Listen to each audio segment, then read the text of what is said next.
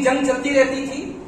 اب اگر حرمت والا مہینہ آ گیا تو وہ اس کو ٹرانسفر کر دیتے، کہتے تھے اس سال سفر کا مہینہ جو ہے اس کو محرم کا مہینہ مانتے. محرم شروع ہو چکا ہے مگر کہتے تھے نہیں، اب سفر جو اس کے بعد آئے گا ہم اس کو اس بار محرم مانیں. اس طریقے سے وہ جنگوں کے لیے مہینوں کو آگے پیچھے کرتے. پھر ان کی ایک بڑی فائنینشیل جو ان کی کاروباری اور معاشی ضرورت پوری ہوتی تھی حج کے موقع سے، اور اللہ تعالیٰ نے حج کو بھی جوڑ دیا چاند سے. اب ظاہر ہے حج ہمیشہ ایک سیزن میں نہیں پڑتا تھا، کبھی گرمی میں پڑ رہا ہے، کبھی برسات میں پڑ رہا ہے، کبھی سردی کے موسم میں پڑ رہا ہے.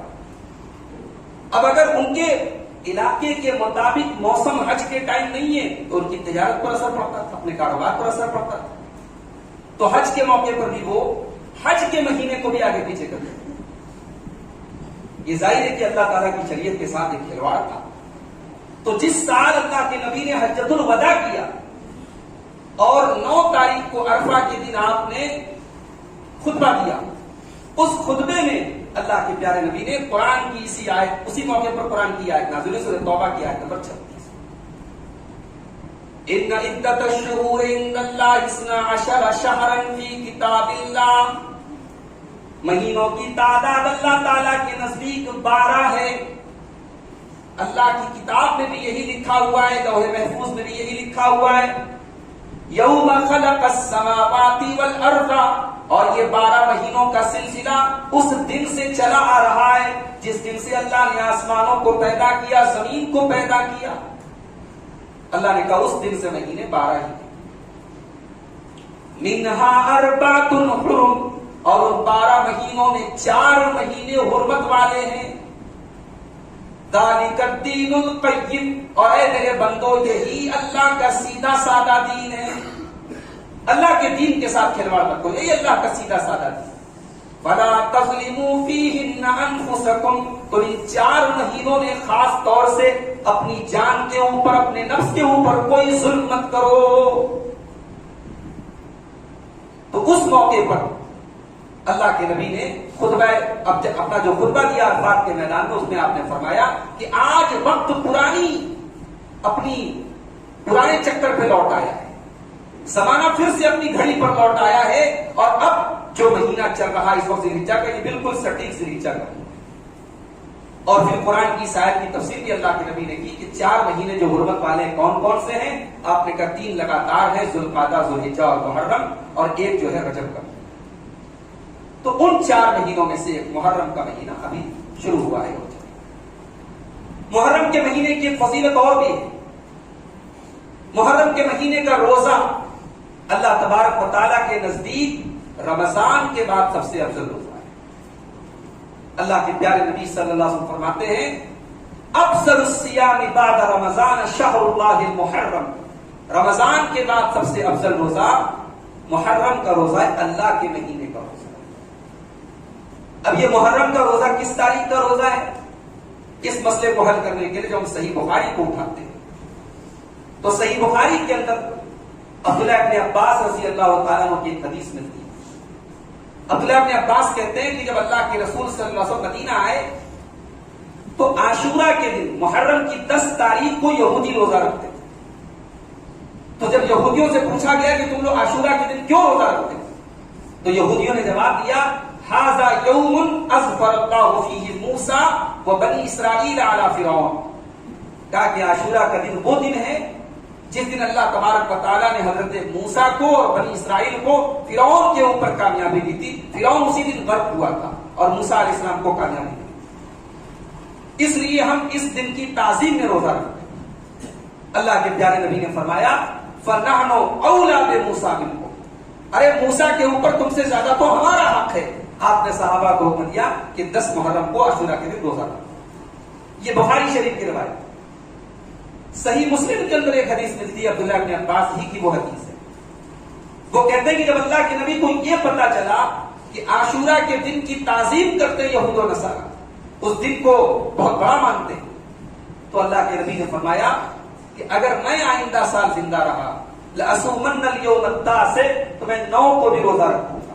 اگر آئندہ سال میں زندہ رہا تو میں 9 کو بھی روزہ رکھوں گا. عبداللہ ابن عباس رضی اللہ تعالیٰ عنہ کہتے ہیں کہ آئندہ سال اللہ کے نبی محرم کا مہینہ آنے کے پہلے انتقال کر گئے. وہ آپ کی زندگی کا آخری سال تھا، لیکن آپ نے طریقہ بتا دیا کہ اب چونکہ یہود و نصارہ اس دن کی تعظیم کرتے، اب روزہ رکھا جائے تو 9 اور 10 دونوں کا روزہ. اصل روزہ 10 کا ہے، لیکن یہود و نصارہ کی مخالفت میں آپ نے 9 کا بھی رکھنے کا ارادہ ظاہر کیا، لیکن آپ کی وفات ہو گئی اس لیے آپ نہیں رکھ سکے. لیکن امت کے لیے حکم ہے کہ 9 اور 10 کو روزہ رکھا. اس روزے کی فضیلت کیا ہے؟ صحیح مسلم کے حدیث میں اللہ کے نبی سے پوچھا گیا کہ عاشورہ کے روزے کی کیا فضیلت ہے. اللہ کے پیارے نبی نے فرمایا انی احتسب علی اللہ ان یکفر السنۃ التي قبلہ. عاشورہ کا روزہ پچھلے 1 سال کے گناہوں کا کفارہ بنے گا. 1 سال کے گناہ اس سے پچھلے 1 سال کے گناہ معاف ہو جائیں گے انشاءاللہ. تو یہ روزہ ہم اور آپ ضرور رکھیں. یہ اس مہینے کا ایک بڑا اہم کام ہے جو ہمیں اور آپ کو انجام دینا چاہیے. محرم کا مہینہ شروع ہوتے ہی بڑے افسوس کی بات ہے کہ مسلمانوں کے ایک بڑے طبقے نے اس مہینے کو غم کا مہینہ بنا دیا. یہ مہینہ شروع ہوتے ہی سیاہ کپڑے پہنے جانے لگتے ہیں. کئی جگہوں پر تو یہ ہے کہ 7 تاریخ کے بعد گوشت نہیں آتا، گھروں میں جھاڑو نہیں لگائے جاتے، گھروں کی صفائی نہیں کی جاتی، کچھ لوگ شادی نہیں کرتے. کیا حقیقت ہے ان تمام باتوں؟ ان تمام باتوں کو جوڑا جاتا ہے کہ اس مہینے کی 10 تاریخ کو 10 محرم سن 61 ہجری کو اللہ کے پیارے نبی کے نواسے حضرت علی کے بیٹے حضرت حسین رضی اللہ تعالیٰ عنہ کربلا میں بڑے مظلومانہ طریقے سے شہید ہوئے تھے. ان کی شہادت کی وجہ سے اب یہ مہینہ غم کا مہینہ بن گیا، اس لیے ہم اس مہینے کو غم مناتے ہیں. سب سے پہلی بات تو آپ یہ سمجھ لیں کہ حضرت حسین رضی اللہ تعالیٰ عنہ کے بارے میں ہمارا اسٹینڈ کیا ہے، ہمارا موقف کیا ہے، اہل سنت والجماعت کا موقف کیا ہے، اہل الحدیث کا موقف کیا ہے، صحابہ اور تابعین اور سلف صالحین کا موقف کیا ہے. اس میں کوئی شک نہیں کہ حضرت حسین رضی اللہ تعالیٰ عنہ اللہ کے نبی کے بڑے محبوب نواسے اور بہت سارے فضائل حضرت حسن اور حسین. صحیح بخاری کی روایت ہے، عبداللہ بن عمر رضی اللہ تعالیٰ عنہ سے کسی عراق کے آدمی نے پوچھا کہ حالت احرام میں اگر کوئی مکھی مجھ سے مر جائے تو اس کا کیا مجھے فدیہ دینا پڑے. تو حضرت عبداللہ بن عمر نے بڑے غصے میں فرمایا کہ اس عراقی کو دیکھو، اس کوفی کو دیکھو، یہ حالت احرام میں مکھی مارنے کا مسئلہ پوچھ رہا ہے.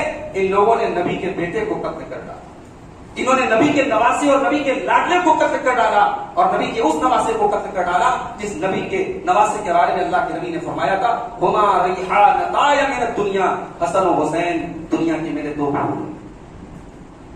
بڑی محبت کرتے تھے اللہ کے نبی اپنے ان دونوں نواسوں سے. ترمذی کی صحیح روایت ہے، اللہ کے نبی نے فرمایا الحسن والحسین سیدا شباب اہل الجنہ. جنتی نوجوانوں کے سردار ہوں گے حسن و حسین. دنیا میں جو لوگ نوجوانی میں انتقال کر گئے جب وہ جنت میں جائیں گے ان نوجوانوں کے سردار ہوں گے حسن و حسین.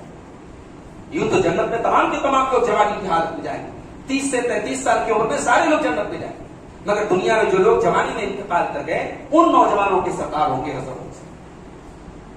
حضرت حسن و حسین کے بارے میں اللہ کے پیارے نبی نے سنن نسائی کی حدیث سے آپ نے فرمایا کہ من احبنی فلیحب هذین، جو مجھ سے محبت کرتا ہے وہ ان دونوں سے محبت کرتا ہے.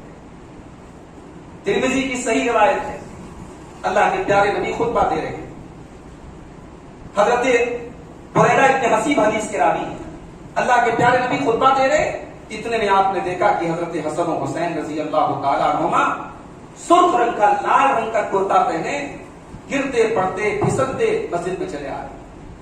اللہ کے پیارے نبی نے اپنے خطبے کو بیچ میں سے روک دیا اور منبر سے اتر کر کے اپنے ان دونوں نواسوں کو گود میں لیا، انہیں پیار کیا اور آپ نے لوگوں کی طرف مخاطب ہو کر کے فرمایا کہ سچ فرمایا اللہ انما اموالکم واولادکم، تمہارا مال اور تمہاری اولاد تمہارے لیے آزمائش ہے، فتنہ ہے. میں نے اپنے نواسوں کو مسجد میں آتے دیکھا، گرتے پڑتے دیکھا، اس سے صبر نہیں ہوا، میں نے اپنی گفتگو کو روک کر کے جب تک ان کو گود میں نہیں لے لیا مجھے سکون نہیں. یہ محبت تھی اللہ کے رسول کی حسن حسین. حضرت حسین کے بارے میں ترمذی کے اندر بالکل صحیح روایت ہے، اللہ کے پیارے نبی نے فرمایا حسین منی وانا من حسین، حسین مجھ سے ہے میں حسین سے. ان کے فضائل، ان کے کمالات، ان کی عظمت کا ہمیں یقیناً اقرار ہے، مانتے ہیں. مگر مسئلہ یہ ہے کہ آج حضرت حسین کے نام پر جو ایک اس مہینے کو ہی نہیں بلکہ میں تو یہ کہتا ہوں کہ اسلام کے مقابلے میں ایک نیا دین کھڑا کر دیا گیا. اسلام کی شریعت کے مقابلے میں ایک نئی شریعت کھڑی کر دی. میرے نبی کی شریعت میں کوئی ماتم نہیں ہے. میرے نبی کی شریعت میں کوئی سینے کا پیٹنا نہیں ہے, کوئی نوحہ نہیں ہے. میرے نبی کی شریعت میں کسی بھی مرنے والے کے اوپر 3 دن سے زیادہ سوگ منانے کی اجازت. آپ کے والد کا انتقال ہو گیا, آپ کی والدہ کا انتقال ہو گیا, آپ کی عزیز بہن کا انتقال ہو گیا, مگر آپ 3 دن سے زیادہ سوگ, دل کے اندر غم ہو سکتا ہے, رہ جائے, دل کے زخموں کو بھرنے میں ٹائم لگتا ہے, لیکن آپ اپنے کاروبار کو جو بند کرتے ہیں, یہ ظاہری اعتراض سے آپ جو غم ظاہر کرتے ہیں, وہ سلسلہ 3 دن سے زیادہ نہیں. صرف بیوہ عورت کو حکم ہے کہ وہ 4 مہینہ 10 دن تک عدت گزارے گی اور اس میں وہ زیب و زینت نہیں کرے گی. اپنے مرحوم شوہر کے لیے وہ 4 مہینہ 10 دن تک عدت گزارے گی, وہ اس کو ایک ایکسٹرا اجازت دی. اسلام کوئی ایسا دین تھوڑی ہے جس میں خوشی کے نام پر کچھ بھی کرو, غم کے نام پہ کچھ بھی کرو. اسلام بڑا ہی سمپل دین ہے, بڑا فطری دین ہے. میرے نبی نے جو شریعت دی, اس شریعت میں کوئی کھلواڑ نہیں ہے, کوئی ڈھول تماشا نہیں ہے, کسی کے مرنے پر کوئی ماتم نہیں ہے, کوئی سینے کا پیٹنا نہیں ہے, کوئی گریبان کا چاک نہیں ہے. میرے نبی کی شریعت میں تو یہاں تک اللہ کے نبی نے فرمایا کہ گھر والے اگر ضرورت سے زیادہ روتے ہیں, میت کا نام لے کر روتے, تو میت کو تکلیف ہوتی ہے. ان المیت لیعذب ببکاء اہلہ, مرنے والے کو تکلیف ہوتی ہے. کیا بات ہے, کوئی آدمی کیوں روتا ہے, کسی کا مرنے پہ کیوں روتا ہے, کیونکہ ہمیں اس سے محبت ہے نا. اب جب یہ حدیث سن لو گے کہ میرے رونے کی وجہ سے اس کو تکلیف ہو, ایک تو رونا ہوتا ہے نیچرل رونا ہے, اور ایک ہوتا ہے نام لے کے آپ رو رہے ہیں, اس کی خوبیوں کو بیان کر کے رو رہے ہیں. یہ دور جاہلیت کر رہے ہیں. اللہ کے نبی نے کہا اس کو اوائڈ کرو, اس سے بچو, اس سے مرنے والے کو تکلیف. اللہ کے نبی نے فرمایا لیس منا من لطم الخدود وشق الجیوب ودعا بدعوى الجاہلیہ, وہ انسان ہم میں سے نہیں ہے جو اپنے غم کے مارے اپنے چہرے پر, اپنے رخسار پر تھپڑ مارے, اپنے کپڑے کو چاک کرے اور دور جاہلیت کی طرف پکارتا ہے. وہ ہم میں سے نہیں, اس کا ہم سے کوئی تعلق نہیں. میرے نبی کے دور میں شہادتیں بھی کوئی کم دردناک شہادت تھی حضرت حمزہ رضی اللہ تعالیٰ عنہ کی. ان کے اسلام لانے سے میرے نبی کو جتنی خوشی ہوئی تھی, اس سے کہیں زیادہ کم ہوا تھا جس دن احد کے میدان میں حضرت حمزہ شہید ہوئے. نبی نے کون سا ماتم کیا, نبی نے کون سے گریبان چاک کیے, نبی کے کس صحابی نے انگاروں پر اپنے پیروں کو جلایا, زنجیروں سے اپنے سینے کو پیٹا, گھروں پہ کالی گھنٹیاں لگائی. کیا حضرت حمزہ کی شہادت دردناک نہیں تھی؟ حسین رضی اللہ تعالیٰ عنہ کے نام پر حسین کے نانا کی شریعت کے مقابلے میں ایک نئی شریعت کھڑی کر دی گئی, ایک نیا دین کھڑا کر دیا. جانتے ہو حسین کے نانا نے غم کیسے ظاہر کیا ہے؟ اللہ کے پیارے نبی کے بیٹے ابراہیم کا انتقال ہوگا, اللہ نے نبیوں کو کیسے کیسے آزمایا. بھائی بیٹا تو سب کو چاہیے ہوتا ہے, میرے نبی کو بھی بیٹے کی چاہت تھی, بیٹا عزیز تھا, مگر اللہ کی طرف سے ایک فیصلہ ہو چکا کہ نبی کی کوئی اولاد نگینہ جوان نہیں ہو. نبی کے بیٹے ہوئے مگر کوئی بیٹا جوان نہیں ہوا. اللہ نے ان بیٹوں کو بچپن میں اٹھا. یہ بھی کتنی بڑی آزمائش تھی. اب اس میں بھی اللہ کی طرف سے الگ الگ حکمتیں تھی کہ نبی کا اگر کوئی بیٹا ہوگا, ہو سکتا ہے کہ اس کو لے کر کے لوگ اس کا وہ مقام دے دیں جو نبی کو دینا چاہیے. نبی آخری نبی ہے, نبی کا بیٹا اگر ہوگا ہو سکتا ہے اس کی شان میں لوگ بولو کریں. جب نبی کے نواسے کے نام پر پوری شریعت بنا دی گئی تو نبی کا بیٹا ہوتا تو کیا. اور اللہ نے فیصلہ کر دیا ما کان محمد ابا احد من الرجال, محمد صلی اللہ علیہ وسلم کسی مرد کے باپ نہیں, ان کی اولاد میں کوئی مرد نہیں ہے, ان کے بیٹے ہوئے تو بچپن میں انتقال. تو آپ کا ایک بیٹا ہوا تھا ابراہیم, حضرت ماریہ کے پیٹ سے بیٹا ہوا. عرب کے دستور کے مطابق اس کو دیہات میں بھیجا گیا. دیہات میں جو دائیاں ہوتی تھی وہ دودھ پلاتی تھی, دیہات کے ماحول کی آب و ہوا اچھی ہوتی تھی. بچے جو ہے دودھ پینے کا جو پیریڈ ہوتا تھا 2 سال کا وہی رہتے تھے. حضرت ابراہیم رضی اللہ تعالیٰ عنہ 1.5 سال کی عمر ہے اور بیمار ہو گئے, اور آخری ٹائم تھا. اللہ کے نبی گئے اپنے بیٹے کے پاس, اپنے اس 1.5 سال کے بچے کو اللہ کے نبی اپنی گود میں لیے ہیں, اور بیٹے کا دم ٹوٹ رہا ہے, بیٹے کی سانسیں اڑ رہی ہیں. اللہ کے فیصلوں کے آگے انسان کتنا مجبور ہوتا ہے میرے بھائیوں. نبی اس کائنات کے سب سے بہترین انسان ہے, اللہ کے سب سے محبوب بندے ہیں, مگر اپنے بیٹے کو موت سے بچانے کا اختیار آپ کا. بیٹا نبی کی گود میں دم توڑ رہا ہے اور نبی رو رہے ہیں. اور روتے ہوئے اللہ کے نبی کہتے ہیں